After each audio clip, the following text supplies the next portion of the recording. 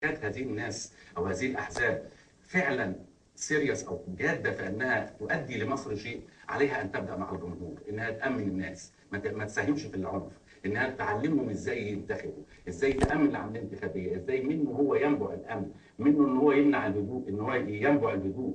فدي مسؤوليات كبيره عليهم. فين برامجهم؟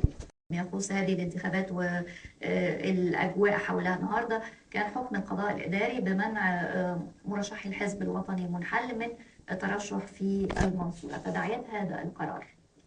هو برضه مش هيفصلنا عن القوى السياسية، لأن هو الحكم ده ممكن يحط قوى سياسية كتيرة في ورطة، لأن أغلب أعضاء الحزب الوطني دلوقتي بقوا على رؤوس قوائم أحزاب كتيرة، حتى منها الأحزاب القديمة، الأحزاب العريقة على رؤوس قوائمها أعضاء كانوا في الحزب الوطني أو كانوا في الانتخابات السابقة، انتخابات 2011 بالذات، يعني على رؤوس هذه القوائم. فالحكم ده ممكن يعمل ربكه في العمليه الانتخابيه في الفتره اللي جايه. هو حكم قضاء اداري اول درجه، يعني ممكن الحكم ده ممكن يطعن عليه، وممكن نفاجئ بحكم الاداريه العليا، زي موضوع تصويت المصريين في الخارج. تصويت المصريين في الخارج ما كانش فيه استعداد اداري، ما كانش فيه اراده سياسيه انه التصويت المصريين في الخارج رغم اللي هو يتم عدم وجود ما يمنع في القانون بتصويت المصريين في الخارج.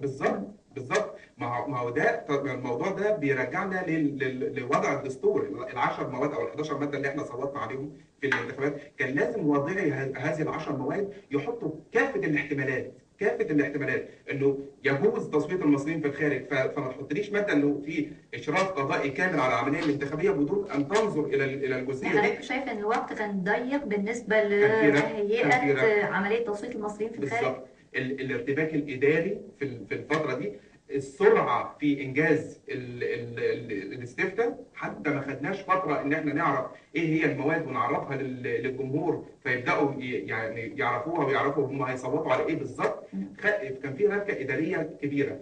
الربكه الاداريه هي اللي ممكن تفسد العمليه الانتخابيه. الارتباك الاداري، استعداد اداري، استعداد لوجستي. يعني مثلا المشاهدين بيتكلموا دلوقتي على التصويت الالكتروني، ما ينفعش تصويت الكتروني غير لما اعمل البرنامج وانزل اعرفه بالناس واعمل دورات تدريبيه عليه، واعرف حتى اللي هيستخدموه، الموظفين والاداريين اللي هم هيستقبلوا التصويتات دي. كل الحاجات دي محتاجه عمليه توعيه وعمليه ان احنا نوعي الناس بالعمليه الانتخابيه. فالقرار الاداري اللي طلع من محكمه المنصوره بالامس، برضه ما احناش مستعدين اداريا ايه اللي هيترتب عليه لو كان قضاء اخر درجه، طيب قضاء اداريه عليا. حضرتك يا فندم على هذا الحكم من القضاء الاداري، لكن بعد اتصال اخر من الاستاذ جابر ابو فايده من السعوديه. مساء الخير. السلام عليكم. عليكم السلام، اتفضل. كل عام وانتم بخير، وان شاء الله مصر تكون بخير. ان شاء الله. حضرتك طيب. ان شاء الله كل مصر بخير، وان شاء الله ربنا ان شاء الله هنفتح مصر تنجح كويس ان شاء الله. هو في نقطه صغيره بالنسبه